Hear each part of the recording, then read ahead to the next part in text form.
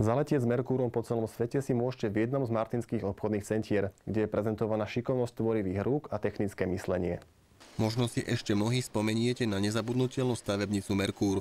Moderná doba mobilných telefónov či tabletov však túto niekdajšiu hračku pre všetky vekové kategórie ako si zatienila. Mnohé deti tak nie len, že o tejto stavebnici nevedia, ale navyše im aj chýbajú zručnosti, ktoré táto stavebnica rozvíjala, a práve preto vznikla aj netradičná výstava.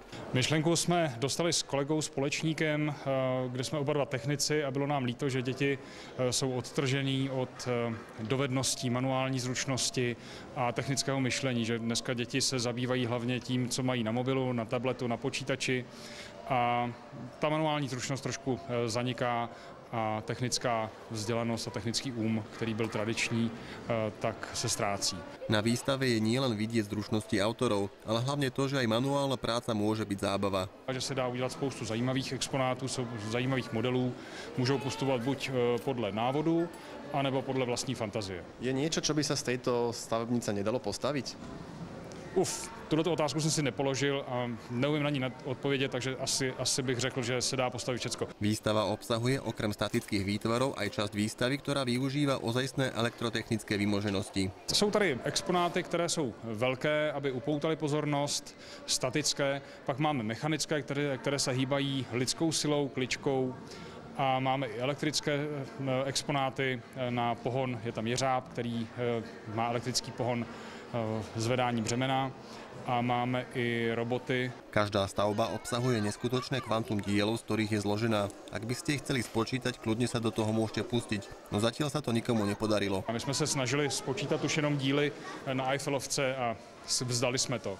Eiffelovka trvala 2,5 roku postavit panu Mrázovi, a ostatní modely staví dlouho. Je to mnoho set hodin, než vznikne takovýhle model. Je to určite náročnejšie ako pucle. Nepochybně, protože pucle je jednou dané a buď vám ten dílek vpasuje nebo ne. Tam není prostor pro vlastní invenci. Každý teda môže postaviť niečo nové, niečo, čo svetlo sveta ešte neuzrelo. Každý staviteľ je preto výnimočný. Pro mě je to stavebnice technická a když vidím Merkura, dílky, tak stavím jeřáb, most, něco technického. Ale překvapila mě malá děvčata, která staví úplně modely, které bych si nevymyslel.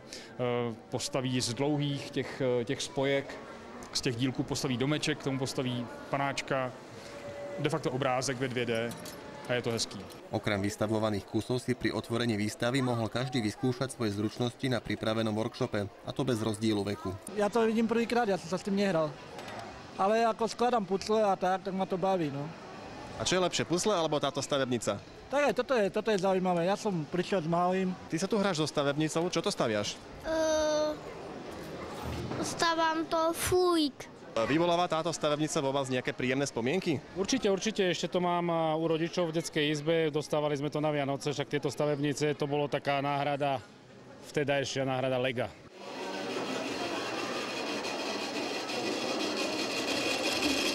Čo sa dá všetko z takejto stavebnice postaviť? Hasičské auto, lietadlo, taký most, a ešte vlečka, botúnik. Obišli sme to dookola s deťmi a je to trošku kreatívnejšie ako to Lego, pretože tomu sú teraz tie plány k tomu Legu a toto je maximálne také kreatívne. No. Čo by si ty chcel najväčšie z tohto postaviť? Takto. Výstava je k dispozícii do konca februára. Potom sa už na umenie šikovných rúk budú môcť tešiť Popračania.